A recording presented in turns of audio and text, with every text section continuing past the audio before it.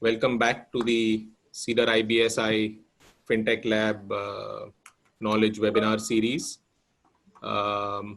Today we have an interesting topic to discuss and talk around, which is wealth management and private banking, and looking at the emerging opportunities, for which we have a really good lineup of panelists with me today. We have Alex from Temenos, we have Akash from Profile Software, and we have Murli from Maverick.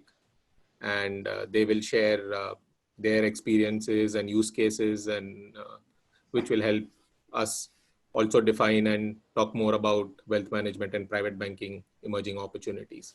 So let me just, I'll start with a brief background and trends on wealth management, private banking space, and then hand it over to Alex, who will be followed by Akash and then by Murli. And then we'll leave the floor open for question and answers and anything that you'd like to check with our panelists. So off I go. So this is just to kind of give an overview of what we are talking about and how we define or how generally the HNI population is defined by the Global Wealth Report. And we have the ultra HNI population, which typically have wealth in excess of $30 million. We have the mid-tier HNWI population, which typically is in the $5 to $30 million range, and the entrant HNWI tier, which I hope to be in one day, which is around the $1 to $5 million range. And if you surprisingly look at it, and if you look at the number of HNI, ultra HNIs in the space, in the top space of the triangle, the amount of wealth they control is over a third of the HNI wealth. And there is, you will always see a lot of concentration in the top space of the triangle. If you look at the global trends and how the trend has been moving, APAC, North America and Europe typically lead the way in terms of the population focus of the global HNI population and the wealth that they bring on the table, followed by the Middle East and Latin America.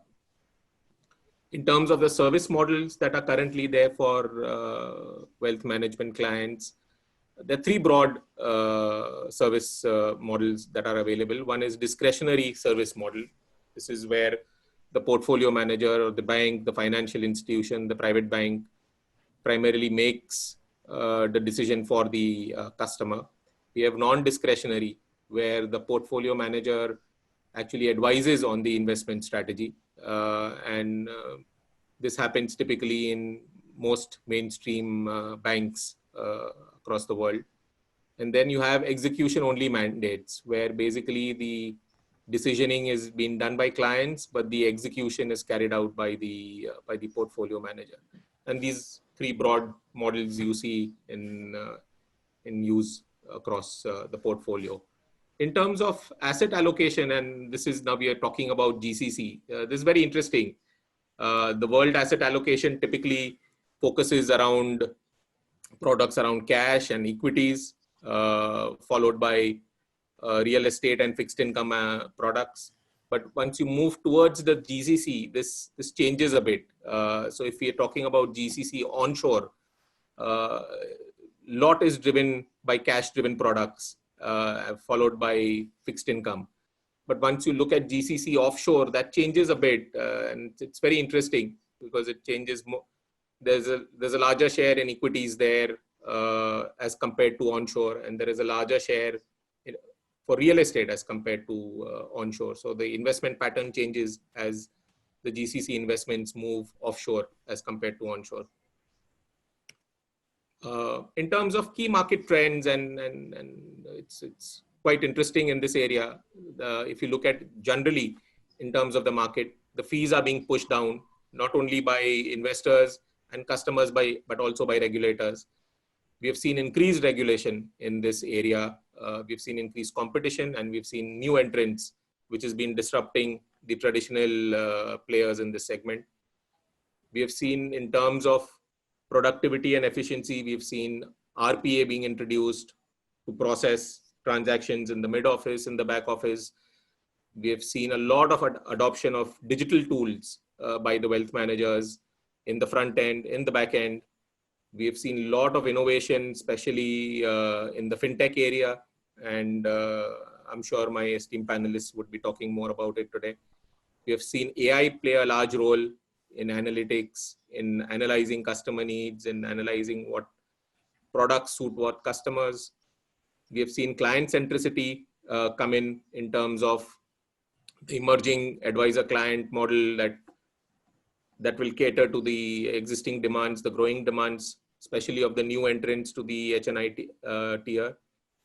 We have seen a lot of regulation, especially around cybersecurity, especially in the COVID times and non-COVID times, where the use of digital has increased, and fiduciary has been gaining prominence due to the regulatory focus. So that was more on the business side. Now, just to look at in terms of what is happening at the fintech side, and IBSI has a very unique tool called the Sales Vision that monitors the deals, fintech deals that happens across the region. And in terms of the last 4 years, I mean, we have seen obviously 2017 and 18 were very active as far as the deals were concerned. But even in 2019, you can see deals across Americas, Europe, APAC, and MENA. Europe and APAC led the number of deals that happened across wealth management, fintech deals that took place. If you look at GCC Distribution, UAE plays a key role in terms of the number of deals that happened. 2019, for obvious reasons, hasn't seen many deals. But if you look at the past, UAE is one of the bigger players, followed by Oman, KSA, and Bahrain. In terms of technology trends in the wealth management space, one of the key areas that is getting focused nowadays is automation and RPA. And this has significantly reduced the turnaround times through automation. It has improved efficiency and improved STP. Again, an important aspect coming here is the omni-channel reporting experience that has been that is one of the benefits of going through the RPA and the automation phase. There is a lot of investment in robo-advisors and chatbots that is happening across, started in retail and now has moved into the wealth management space and arena. And this has seen significant improved accuracy and efficiency and turnaround times in terms of responses to clients and time taken for the response. AI has started playing a larger role as we move along, especially in terms of segmentation, especially in terms of new client acquisition, better improved cross sales, better investment strategies suited to client needs, and so on and so forth. And of course, the IoT and the big data, which is driving the artificial intelligence platform to provide a better overall experience to the customers. And one can't but talk about the COVID impact and the challenges and the opportunities that come out of that. In terms of the key challenges that this environment has put upon the wealth management and the private banking space is the market volatility and the depletion in assets under management and capital that the wealth management players have seen. It has seen lower liquidity. It has seen greater guidance and regulation from SEC, IRS, and other regulatory authorities. It has also seen a lot of liquidation of portfolio by investors in order to meet their expenses and other needs during this period. However, obviously, with challenges come opportunities. Opportunities not only for the wealth management and private banking firms, but also for the fintech players in the market. So, talking about the wealth management firms, it's obviously given a chance for them to rebuild customer confidence and customer portfolios, giving them better solutions that would probably stand test of what has gone on in terms of the COVID, the impact it has had. There has been restructuring of fees and charges to help clients. There has been cost-cutting measures that have come into play as AUMs have dropped.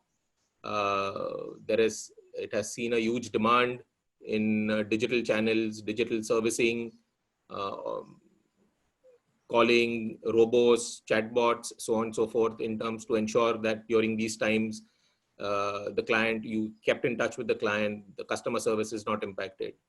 In terms of opportunities for the suppliers and the fintech players, there is an opportunity where non-core processes and functions of asset management firms, wealth management firms, there is an opportunity now to look at outsourcing, considering most of the work was happening from home. And if it could work from home, it can even work from onshore or offshore outsourcing centers. So that is a key area that has come up in this time. There has been consolidation of IT and digital services suppliers. There has been a huge uptake in terms of cybersecurity investments, especially with increase in digital usage. And obviously there has been increased use of technology in general due to the challenges that came up during the COVID times. So it's put challenges in front of the players, but it has also put in place the opportunities which each one can tap on. And I think there's no one better to kind of speak about opportunities in these areas than the three panelists we have today. So what I'll do is I'll hand over to Alex and he'll provide us a good overview in terms of what is happening at Temenos and talk about some interesting use cases at their end. So Alex, I leave it to you. Thank you very much. So do you mind? Yep, changing. So my name is Alex Duray. I'm the product director for wealth management and private banking at Temenos. Okay, next. So I have can you move to the next slide? Yes. Yep. Oh, sorry. Yeah.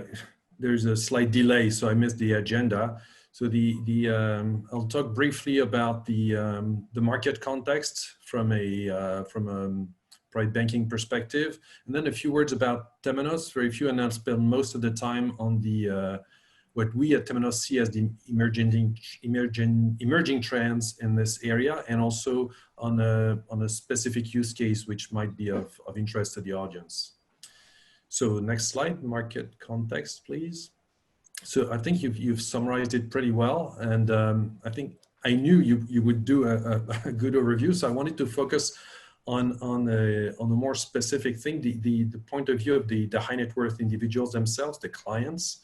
There's many things that we could be talking about, like regulation and so on, but I think it's also interesting to look at it from the perspective of the end clients and the high net worth. So I'm looking at a study that we did together with Forbes in 2019 now. And the top priorities were, one, more active portfolio management. So the discretionary management mandates, it's fine, but more and more we see clients getting more active. Also maybe because of changing backgrounds, you know, if they're entrepreneurs, they might have a different view of how a bank should manage their assets. They expect greater predictive analytics, so a deeper use of the data and understanding of the data and who they are in terms of what they have, what the past was, what the current situation is, but also what the future is going to look like. Murtaza, you mentioned robo-advisor, that's one of the goals, but behind that, can you stay on the previous slide? Yep. On the we also see a lot of demand for goal-based investment, financial planning, and so on. And finally, these wealthy clients, what they expect is a global perspective and expertise around their total portfolio. So these trends means some banks are already well equipped and others will be struggling. Behind that, there's a lot of demand for IT suppliers to provide better software and for the bank to organize their data and make it more available. So yes, if you can now move to the next one. There's also something that's quite different in wealth management compared to other segments. It's the state of digital readiness, if I may call it this way.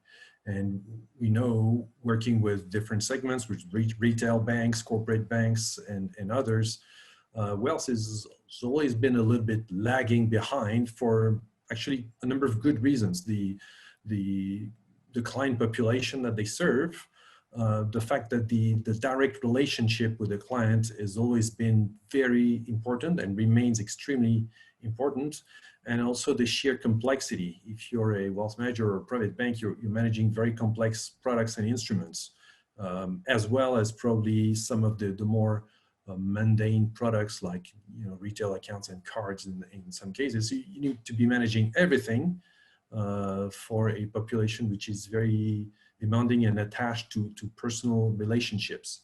So that explains, to a large extent, why digital readiness is probably a bit lower in wealth management and private banking than other segments. The problem is COVID now has changed all of that, and it's going to change it for the month. I hope not the years, but at least the coming months still. It's going to be there. It's here to stay for some time. And so the relationship between the clients and their financial institution is changing. And there's a lot of focus now we see from our clients on digital. So that's the state of the market from my perspective. I'll have a few words now, if you can move to the next slide, on who Temenos is, and then we'll be talking about the coming trends. Temenos is a global player. We serve about 3,000 financial institutions and banks around the world in every country. Very big clients, very small clients as well, in all segments.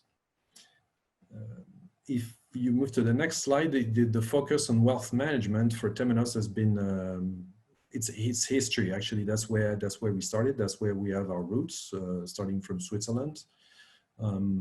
And we now serve 25% of the top wealth managers in the world. And if you exclude the US, that's even 50%. So we have a strong position there.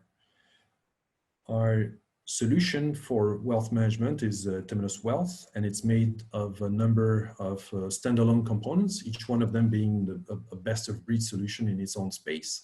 So we offer digital wealth, that's based on an acquisition of a US player called Coney last year. We have an offering, I'll be touching upon that just after, on AI and analytics. So I'll talk about it a bit later.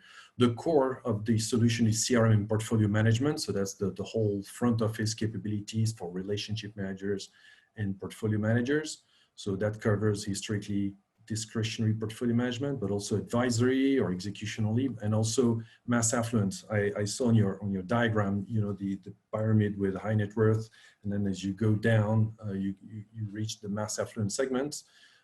It's one of the lessons from the past is this segment has often been ignored by the wealth managers and private banks, but with the advance of technology, we can do a lot more in terms of automation, and it's not so expensive anymore to serve these types of clients. So that's also something we've been investing in the last couple of years. And then the layer below is the core banking and back office. So here as well, automation is key. And the last component is market data management. So we find more and more from clients that it's important to have proper data, proper quality data from multiple vendors, be they Bloomberg, Reuters, SIX, and so on. And when you have this complexity, you want to be able to build a golden copy of your data, of your market data, and that's also what we provide. So we can aggregate all these components. You don't need them all, but they build a global front to back solution. And next to that, we have the other Temenos components on financial crime mitigation, payments, and so on, which can come and complement, as well as things that we don't do because it's not our business.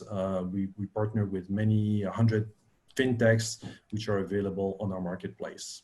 So going from biometric authentication to regulatory reporting, basically. Okay, next. Okay, and this is where I want to focus on. Yeah, I think you can show them all. Four main trends. There might be others, but let's focus on those ones. So digital is obviously a key trend at the moment because of COVID, as I explained. So the basics is to provide self-service channels to your clients via at least via a desktop interface, but more and more we see an appetite for mobile. There used to be tablet, but I think even mobile now it's going to be the thing that all clients expect. So some wealth management firms and private banks are already well equipped, and others are just playing catch up at the moment. Digital is a lot more than that. It's being ready from the front to the back. So it's not because you can offer an app that suddenly everything is real time within your system. So it's a whole roadmap. It's a journey to become digital. It's not just about these self-service channels. We see also, as part of what I would call digital wealth, is the level of interaction that you want to have with your clients. So offering an app is one thing, but understanding the needs of the client and how to use the app is another thing. And also providing more useful means of communicating with the clients. So we see also a need for better ways of communicating. Like today we're talking through Zoom. Very often private banks tend to exchange messages with their client through unsecured email, for instance, or other technologies like this, which have their own flows. So we see also a trend in trying to improve that in providing video conference and online communications between bankers and their clients through secure channels. And that's something that COVID has made even more prominent, obviously. So for instance, we also have an app like this where we have, you mentioned chatbots and so on here. It's real chat between your banker and your client, the ability to make an appointment with the mobile and then to talk to your relationship manager on the go. That's becoming a key thing as long as COVID is still there. And I think even when COVID is gone, when your clients are used to working this way, it will not go away. So this is here to stay. So that's my number one, digital wealth. The other big thing, it's more than a trend, it's a wave, it's cloud and software as a service. So it's about the underlying technology, which provides a cheaper infrastructure, which is more scalable and also more secure. So again, this topic of security that you mentioned just before, we see a number of smaller firms which will never have the capacity and the budget to offer the same level of security as what you get from the cloud. So there's also a big push for cost reasons, but also for security reasons to move there. And when you're on the cloud, then the next step is you have a lot more capabilities to innovate faster. So continuous integration, microservices, the whole technology is an enabler for transformation. The third trend that you also mentioned is artificial intelligence. I'll keep it quick because it can be a huge topic, but basically we see a demand for advisors and relationship managers to help them provide smarter advice to their clients. So this is something you can build now with the proper tools, with the proper models. You have the bank has all the data, but it's not using it. So with AI, you make use of that data and you're able to enrich the advice that you provide to your clients. So this is the kind of models we're already able to provide based on the history of the client, based on his peer group. You know, if I have this particular profile, what do other clients with the same profile do? And where have they been successful in the past and so on. So with AI, you can correlate all this information and provide much better support to the relationship manager and ultimately to the client. And my fourth point is more remote trend. It's about blockchain and distributed ledger technology. There's an appetite for cryptocurrencies at the moment because the state of the markets, everybody's looking for diversification. So the cryptocurrencies are natural paths for that. And in the longer term, we see asset tokenization as another way for banks to differentiate and make more revenue. So if you think of private equity or alternative funds, things which are quite difficult, not really liquid, difficult to sell to the wider audience, when you're able to put that on a distributed ledger technology and tokenize it, it becomes much more liquid and you can sell your product to a much wider audience. Okay, this is number 4 is really a longer term trend, but we see the first effects of that. And I'll conclude with the use case. So it's one of our flagship client, Itaú. It's the number 1 bank in Brazil, and their wealth management arm selected us to renovate the full stack front to back, basically. And the reason why I wanted to highlight this particular player is they took the bold step of moving everything to the cloud, and even to the public cloud. So they're using Temenos software as a service, which below is hosted on Microsoft Azure. So they will soon be going live on the full cloud stack for their operations in Switzerland and in the US. So again, coming from a private bank, first a private bank, and second in Switzerland, it's quite a bold step to decide to make that kind of leap into the new technologies. So all of that will be managed from the cloud by Temenos. And even if you're considering that moving to the cloud is a little bit risky, their experience is also very interesting in the way that they started to use the cloud for the whole development and testing of the project. So for a number of months or years, they've been able to experiment things using the cloud and delivering innovation and test much faster than they would have with on-premise installations. So even for banks that are not willing to go in production to the cloud, there's still a big advantage of using these new technologies to speed up the development cycle, if you like. And that's been one of the lessons learned from this bank, and also from us. That's it from me. I think I've overrun a little bit. I'll be happy to take some questions afterwards. No worries. Thank you so much, Alex. What we'll do is there is a poll question that we have, and we'll run it for the participants if they can quickly get back to us. We just wanted to check, and you will see it now. What is the biggest concern for wealth management firms typically or what should be in the post-COVID era? Would it be reduced investments? Would it be threat from digital-only advisors, low-cost entrants, need for safer, less risky investments, which don't make you get the margin calls, or probably for cybersecurity threats? So let's see the result. So I guess the need for safer, less risky investments seem to be the top of mind concern in terms of going ahead. Obviously, all are well represented. So there is a digital only threat. There is fall in investment value and AUM, and up to a point cybersecurity threat. So this probably gives, I think asking this question right after the COVID environment probably has got around the safety angle, I would say.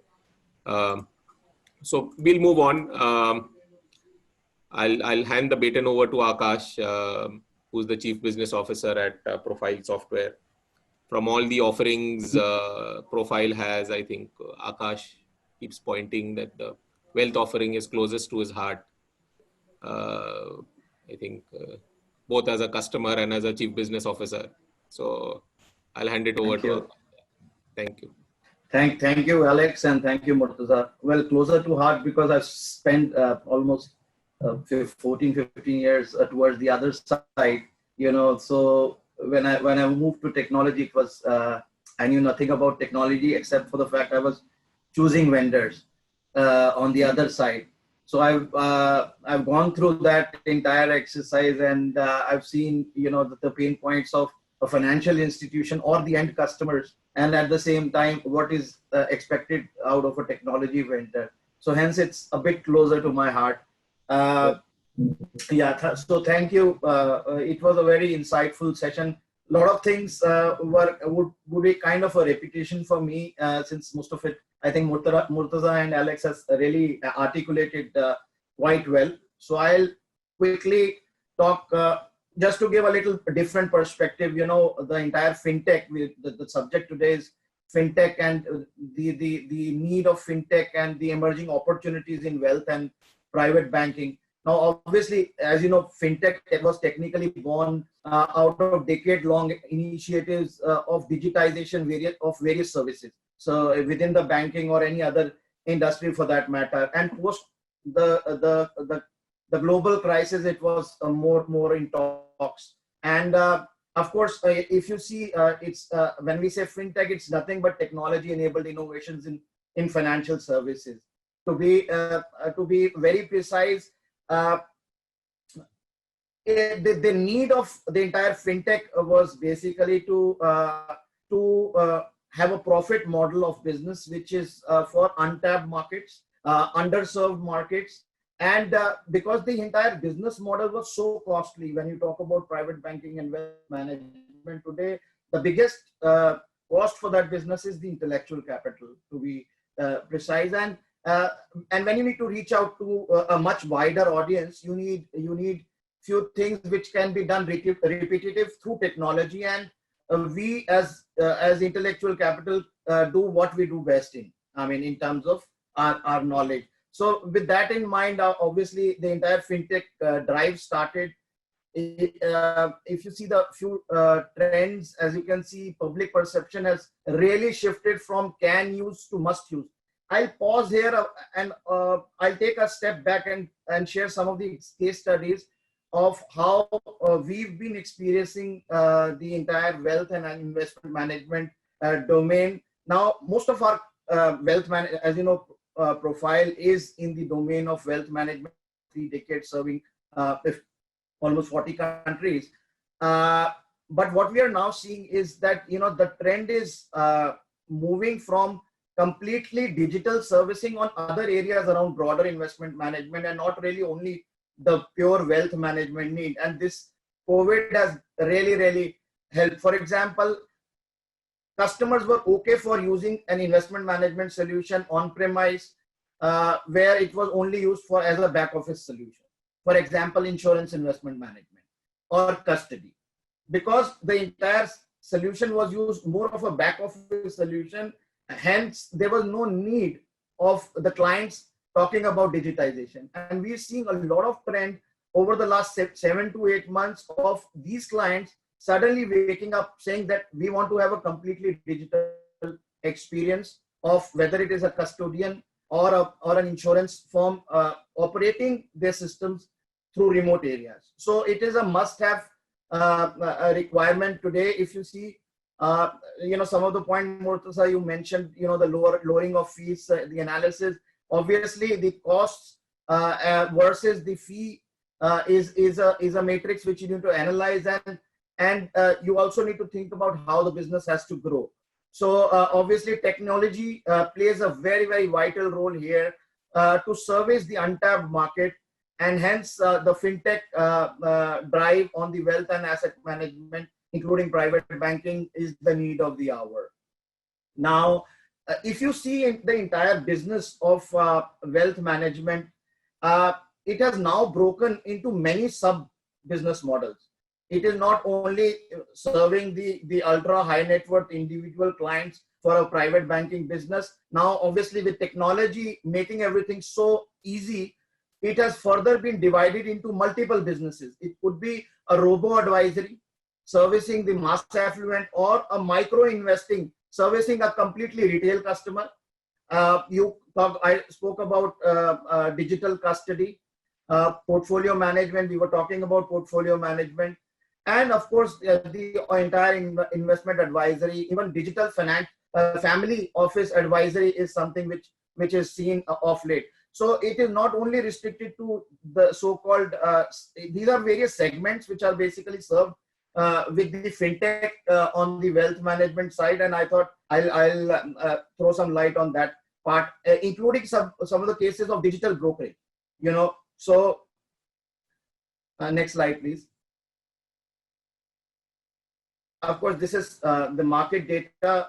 I'll just share a market research from Accenture. We were closely working on this.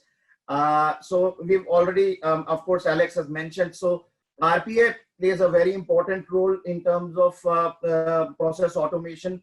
A lot of processes which could be very repetitive in nature the RMs or advisors do not need to spend time on those areas, because technology is taking charge of those areas, and you can have greater efficiencies. So and obviously the humans are focusing on what they are supposed to do. We were talking about fully cloud. Of course, I'll also divulge a bit, but it is very important for us to understand that when you're doing cloud servicing today, we are seeing so many banks not only looking at deploying the application on the cloud, but also offering completely BPaaS model, because banks wants to focus on the area of their core competence. For example, a wealth advisory wants to focus, and we have few cases here where we are bidding. It's a completely BPaaS model which the banks are expecting. They want to completely outsource with the technology the entire operations, and they want to focus on their core domain, which is the wealth advisory business. So these are some of the trends which we are seeing. There are clever companies playing around with data. With the open APIs, you are able to interface with multiple third-party systems. And there are clever companies on the fintech, on wealth management space, which are basically playing around data to make sure that these are interfaced well with the system, at the same time solving a lot of business problems. And this entire unstructured data is collated to have a more structured data visible at the disposal of various users of the applications, and also the end customer seeing the data in a much more concise manner. So automation, analytics, and AI plays a very, very critical role when you talk about the wealth management, especially in the fintech space. Next slide, please.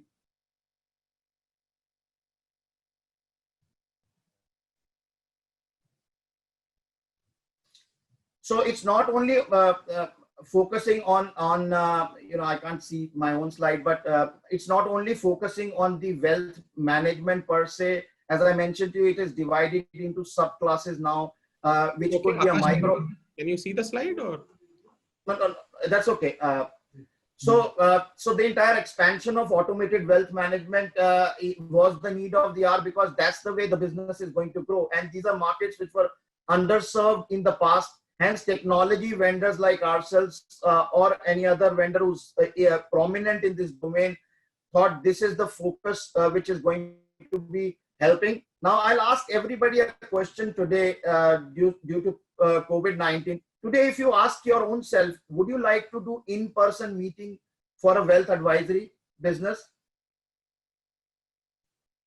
Of course, COVID has been a spoiler, but if you look at your children today, okay, so tell me any child who wants to meet. I know all our family kids are always on the iPads and tablets. So not only the trends of what we are talking about, it's the children, the next generation, which is not interested in physical meetings. Right. Okay, so it's very practical. You see your children at your house, they just want to deal. They have games which they're talking to people. They don't want to meet physically. They're using the games through digital channels, and that's the way. And these are the investors of tomorrow as well. Right.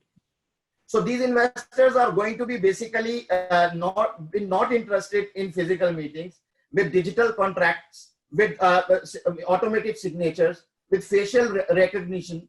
Today even the ultra high net worth individual client doesn't want to meet you. Forget about the COVID era. After the COVID era, what will happen? People will be cautious. Yeah. They would like to have when you're. See, at the end of the day, ultra high net worth individual wants to deal with a person with a certain amount of capability and qualification. Okay, that can be done through video chats, and we are seeing a lot of advisors today are advising through video chats, and these are, I'm talking about ultra high net worth individuals as well. So the entire model of business is completely changing, of going completely digital, and of course we all are voicing for this. And we are at the forefront of advising various clients of adapting to future technologies, especially in the wealth and private banking space, because that's the business model which is going to go a long, long way. Okay.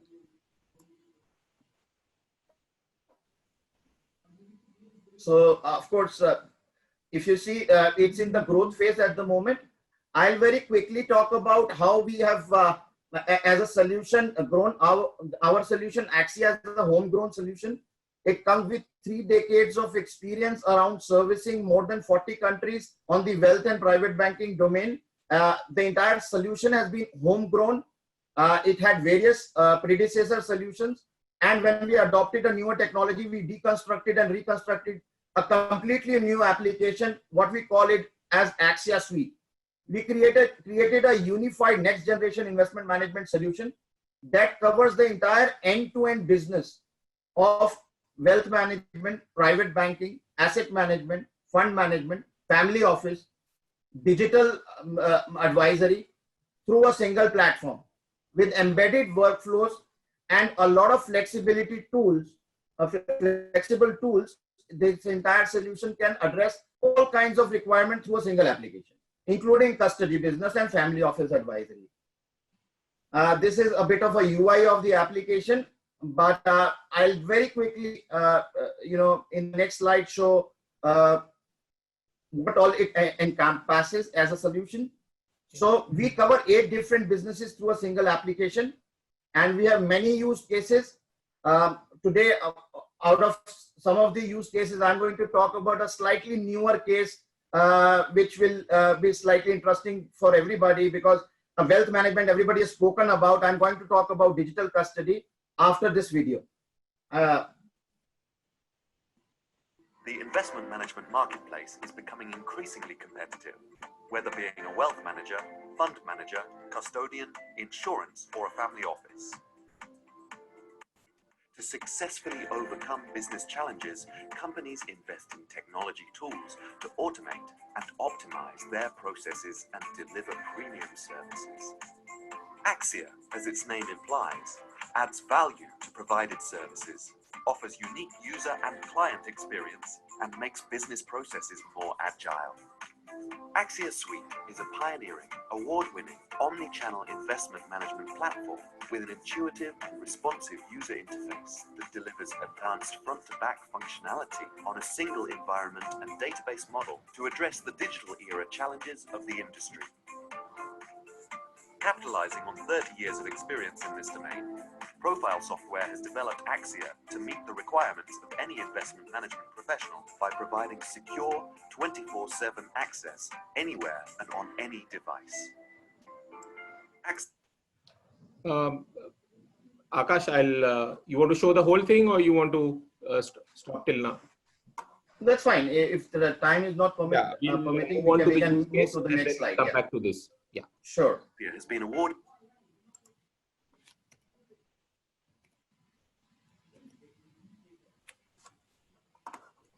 Yours.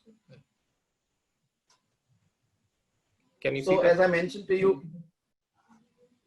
yes. Yeah. Can you go to the first slide, the last slide, please? Yeah. Yeah. Can you see? So while we've been serviced, yes, I can see that. So while we're servicing wealth management firms, asset management firms across the globe, today I'm going to share a very peculiar case study of how things are shaping up in the subcategory of wealth management. So we've got this among the top 5 banks in the Middle East and among the top 5 global custodians in Middle East, which was obviously having a custody solution. It was a replacement RFP where we participated, and one of the things which they liked about our offering was a complete digital journey. And this case is very interesting because the end customer is getting service through a digital custody solution. Next slide, please. So today the customer can see what he's holding with the custodian in terms of all kinds of investments which he's holding. So as I mentioned to you, following a successful evaluation of multiple global solution providers, we were awarded deployment of Axia custody in UAE as the first phase of our implementation. As we speak, we are already live with the phase 1, and as we speak, we are already initiated our implementation in Saudi Arabia, and of course we continue to grow within the bank because the bank itself is a global custodian. So there is a roadmap which is planned. So the entire Axia suite is offered as a custody solution for the entire online client access with various client servicing tool, which of course the system offers you with along with the embedded portal which the system has. So right from the front office, middle office, and the back office, all kinds of user, including the end customer, has a seamless experience through a single application. So it covers the full global custodian. It's a multi-currency application. It's a modular application. The architecture of the application is modular. As you know, we cover wealth and asset management along with this custody business through a single platform. And of course, it's an omni-channel capability, allows you to service all kinds of customers. What is peculiar to this application, it has an embedded workflow which allows you multiple business workflows seamlessly. And we've been integrating with various global custodians for the custody business. Now, another peculiar case, which of course I'm not in the presentation, is an EAM model, because a lot of private banking business is done today through an external asset manager model where they are dealing with global custodians. Now we have a rich experience interfacing with a lot of global custodians, and we have few clients on the wealth management side where we've interfaced with all these global custodians, servicing a completely seamless 360-degree view of the end customer's portfolio. And this is a bit about the custody reference of ours. I thought this case study will be relevant, how the entire business is shaping up in terms of wealth management or custody business, in terms of servicing the end customer. Next slide, please. A bit on profile software. I think this is my last slide. We've been servicing global financial industry for 30 years. Like my friend said, wealth management comes as a DNA for profile software. We initially started 30 years back to serve the family offices in Europe, especially the Greece, which is our home market. It was known for the shipping family office business. So we've grown from there, and wealth management and investment advisory business is in our core DNA, and we've been servicing more than 40 countries. Expert domain-oriented team, both functional and technical team, who has been continuously working on the future trends of the business. Completely tailored solutions. We have various technologies for agile operations, and we've been servicing right from small family offices to a very large bank with large volumes through the same solution. And thought leadership, we've been continuously thinking about what are going to be the future trends around this domain. Hence, we are here in this business for long. Thank you, Akash. Thank you so much. Thank you so much. And we now move on to Murli, who is an executive director at Maverick. And Maverick has come a long way in the last few years, especially in terms of increasing its customer offering. So it'll be interesting to hear. Murli, off you go. You're on mute, Murli. You're on mute. Thank you. Thanks, Murtuza. Thanks, Alex and Akash, for some exciting discussion around the topic. So I'm bringing in slightly different point of view.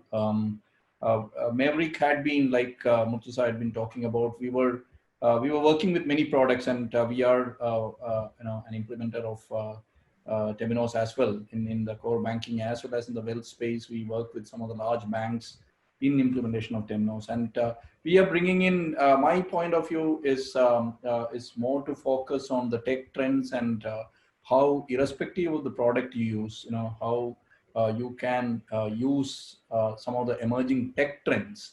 I'm more going to focus on the tech part of fintech in terms of what is that bringing in for a wealth manager or wealth management business today.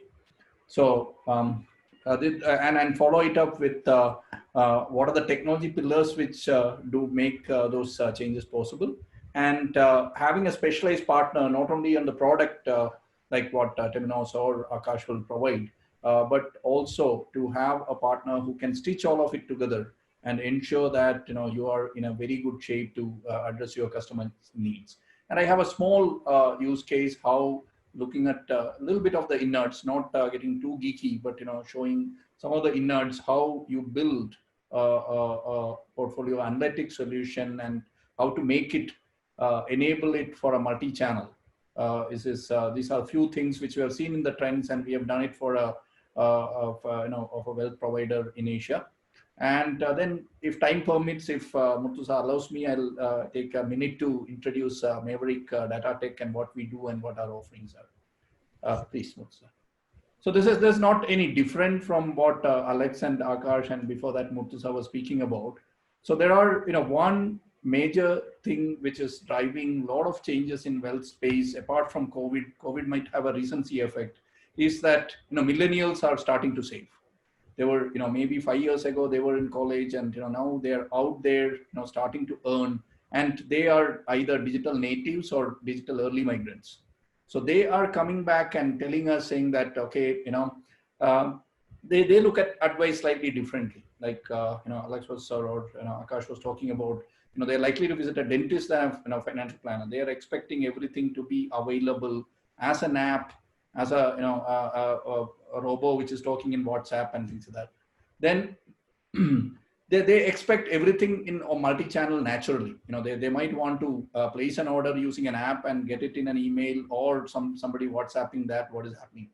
And a third is the rise of robo advisors. I will not get too much into that, but again, where my focus will be in terms of AI and big data, while robo and all of those are black boxes. Can we a little bit get deeper there?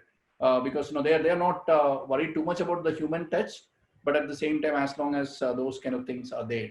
And when they are expecting advice, they want you to be holistic. While they might be goal oriented, they might say that, okay, daughter's education, retirement, and those goal oriented specific investment might be there, but they expect you as a wealth manager to know them intimately. And the advice they expect is, to be holistic. So these are the trends with we are seeing when we are interacting. We work with tier 1 banks, both in America, Europe, and Asia, as well as some of their flagship programs around data and analytics. And these are the things which they are striving hard to solve. And I'll talk a little bit about that. You can go to the next, please. So, for what we thought was a winning strategy, real time is on. Your business is real time. You need to analyze while the data is in motion, whether it is about your valuations or about what the customer is doing, anything which has happened to the person, and it need to be multi-channel. Not only multi-channel as an endpoint, but a source point also. So all your applications also will tell you, or you need to have how they are doing something in e-commerce or something what they are procuring in some other area which might not be available. So external data which need to be integrated forms a critical part. And it should be personalized, and it should be scalable. So like cloud, not only as a cost, but it is more for scale. And also to provide goal-oriented content and things like that, you cannot predict the demand of capacity. So it is on-demand need of capacity, as well as how will you create goal-oriented content and some of the advanced algorithms which are available on the cloud. So basically, to ensure that, you need a specialized R&D oriented who also understands the domain. That is where we come in the sense that we have been in wealth management and banking domain for 20 years as an organization, understand the best practices working with some of the large banks, and have been now bringing in the technology and depth primarily around data and analytics and digital. Yeah, we can go to the next. So we are trying to create a competitive advantage for our wealth partners based on analytics, R&D intensive, because another thing which is just like millennials, another large trend which is visible in wealth, but in most of the areas are the technologies are changing so fast. So you cannot adopt platforms and solutions which are going to last for decades. At best, they will last you for 2 years, 3 years. So that's where you would have seen SaaS and those kind of offerings are also coming in. And very clearly, open source is ahead of closed source. And also you need, not a technologist, but a person who understands wealth management, like I told earlier about, and the importance of straight-through processing. How can you integrate well with any of the emerging technologies and open architecture, right? You can move the. So these are, this is a small use case when you look at, a portfolio analytics solution which we have built. So we don't have a specific solution which is shrunk wrap. We try to fit in the solution to your nodes needs. So one of portfolio analytics solution which one of our customers needed was to signal mine the price data at a fast pace, and they wanted, earlier this would have been program trading available only for ultra high net worth kind of folks, and they wanted to get it to the other tiers. So what it needed was, it needed integration with vast variety of sources, and online signal mining, and latency of response needed to be very small, and they wanted it to be used with any open technology, so that they can use the same outcome in multiple formats and multiple customized content. And they also needed high level of concurrency for STP. If you're coming back with this analytics, and you can go ahead and trade. So that is what the features of the solution is. You can go ahead, please. So so we have tried to put in the features as around 2,500 securities, which gives updates every minute, and there are around 1,000 subscription rules. That means you have to do around 2.5 million evaluations a minute, and 10 minutes a limit on the alerts being processed and a message being passed. That means it's an internet scale. It's fairly complex, and they also wanted it to be adding more markets as on the go. So what we looked at was, we agreed that it need to be cloud ready. So whatever solution which we did should work on Azure, AWS, or and can be taken to multiple places. And most importantly, it should give the information out in all the possible forms, and also open. Currently, it supports SMS, email, WhatsApp, Teams, and Skype, apart from a web or a mobile app, which it can do, and various dashboarding. And what we said is it need to be built completely open source. And we were able to deliver this in around 3 to 4 months time. And it is it's working well, and we are in the process of how the same thing can be used in multiple places. Yeah. So these are some of the things which it can potentially do, and which is giving a heat map, and from there you can do straight through processing. This is for some informed customers, and you can also go to the next one, Murtuza. So this is it can give the same alert in WhatsApp, Teams, Outlook, and even in Skype. And the idea being, you don't know where the customer which channel the customer want to connect with you. They want to be on the move. This might not be again for ultra high net, but you need to understand that the same kind of an architecture will be needed to support the mid and back office requirements of a sophisticated person who is wanting to do a program trading equivalent of solutions. So this I thought was what I wanted to speak about. You would have seen full open source. It is currently tested on 2 cloud providers and in-premise, and it can scale horizontally and vertically and deliver that. Yeah. So this is who we are. I wanted to first say what we did in the context, and we are around 20 years of experience. We have worked with 15 of top Fortune 100 banks, around 2,000 specialists in the area of digital data and quality engineering. We are present in around 10 countries, and we have been growing around 30% top line in last 3 years. For example, for application testing, we are we are on the magic quadrant of Gartner's, and in various things, various functions in Middle East and Europe, we have got some very prestigious awards, and which we are very proud of. Yeah. And this is what we do now: on-demand data provisioning with accuracy, which is what we bring in, and in context of banking. And how are we doing that? We do have a innovation lab where we continuously do new architectures, test out various things, and which even tier 1 banks are starting to use, saying that no, they wanted to use out a new technology and figure out, or they give problems and we go across and figure that out. We're working with top banks, and so we know some of the best of breed, both problems and practices. And we are, including one here, we are in partnership with best-in-class technology and product platforms. So we want to be, partners in integrating or driving the change. And we also come with a large amount of, QE, that kind of an experience. One last slide also, and I'll just close it there. Next one, please. Yeah. So we do have solutions, data for digital, which is a part which we talked about.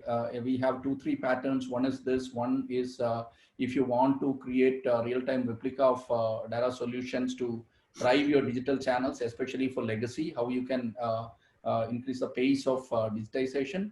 Then information exchange, which can bolt on to any of your solutions to integrate information from multiple channels, whether it is your depository, whether it is from various backends to come together and make a data lake possible. And we also provide managed services in the area of taking out whatever additional things which you need on your site, is your wealth management businesses. That's what I wanted to talk to you about. Thank you so much, Murli. Thank you so much. So just a few questions for the panelists, but before we go there, I'm just launching one more question, and the participants can answer that while we take a few questions. So that's on. But I'll start with Alex. Alex, I mean, Temenos has been there in the sphere where they provide end-to-end core banking services and a large player in the back office for financial institutions and banks.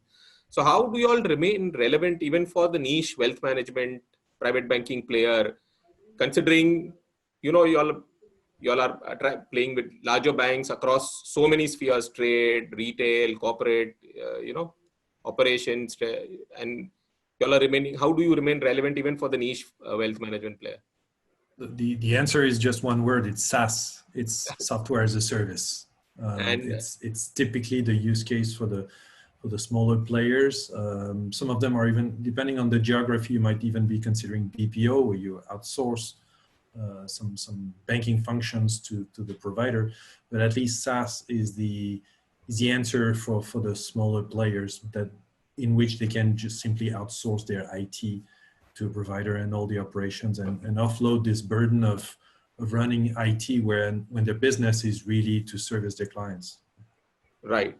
So from a post-crisis perspective and a technology perspective, you would say that is, what steps do you think the wealth management firm should be taking besides cloud to emerge stronger, post what we have seen so far? So I've mentioned digital. I think everybody is scrambling. I mean, those that are late are I think as we speak, are trying to bridge the gap. And it's a must. We've heard it across all these presentations. There's new client behavior, but even the older clients, even the existing clients now, have understood the benefits, I think, of getting digital. So this, for me, this is step number one. We're still seeing on the screens a slide about the use of data, and I think that's the next step. Make sure that this is the gold that these firms have in their hands, and sometimes they don't know it, or they're not really able to exploit it. So for me, that would be the second stage. Look at the analytics. Before COVID, actually, when we had some polls with clients or market analysts, analytics and the use of data was really very high on the charts. COVID changed that a bit, but when that's over, I think it will be high again. So thank you, Alex. In fact, I'll show the poll results now. I think I can promise you they voted before they heard you, Alex, because if you look at your digital and analytics have top 2 year 2. So I think everyone seems to be resonating with that fact, with what you said. Moving forward, Akash, for you, so wealth as a service, is it seen to be adopted by specific segments, or do you observe this across all customer segments in wealth? it's about affordability. To be honest with you, currently the trend is seen by some large banks who can afford the entire proposition, typically outsourced to again BPaaS oriented companies for the entire end-to-end service. So current trend is basically with the large banks, but yes, with fintech, ease of use in terms of fintech applications and the way the entire thing, the entire solution proposition is becoming more and more affordable with cloud computing. Today, as I mentioned to you in the, even Alex did mention cloud, because today the same application can be utilized by a smaller wealth management firm, which with a lesser number of volumes, with the matrix every vendor has to propose, can give the same kind of experience to their customers, and at the same time, larger bank have a slightly better proposition in terms of some of the other tools which they can do. We are also witnessing a lot of synergies of I say convergence between P2P lending, crowdfunding, and wealth management put together. Okay. So these kind of trends we are seeing where it's very peculiar. And as you know, during the last session when I was talking about open banking and PSD2, we are also on the other alternative banking space. So we kind of become a very sweet spot to offer these kind of unique propositions. Interesting times for everybody, I guess. Yeah, absolutely. One for you, Murli. So how does a data tech lab make the quality assurance and QE process more effective? Good question. Thanks for bringing that. See, what we have seen apart from, while all the technologies are available and everybody understands there is a wealth of data sitting there. So the biggest challenge in adoption of these things is to get the accurate data. Right. For example, one of the largest consumer banks in North America, they had invested heavily. They had built a huge data lake where each piece of information was coming in. They started doing their regulatory reporting out of that, and they realized that at least 40 to 60 incidents of data errors. And that's when we got in. So what we have is we have modeled the domain. We have been in the banking domain for 20 years, and we have taken the domain model from banking, from wealth management, and we know what to expect in terms of data after working with that. And we also have really ready to use a repository of test cases, and they are easily available to be used, whether it is your microservices API for open banking, or you are writing an ETL and then you are using Amazon DQ for your data quality. We can generate the things which are there. So you will get to 100% coverage, and most of them come with automation, 100% automation. And we could really ensure that whatever data which you're using in decision making, whether it is for your robo advising, whether it's an answer to a robo which is giving an answer to a person, all the data which is coming in, and that is ensured. So, and this is offered as an automation or built into any of the pipelines which we build for our customers. Thank you so much. We've kind of run over 10 minutes, but it was a very interesting session from all of us.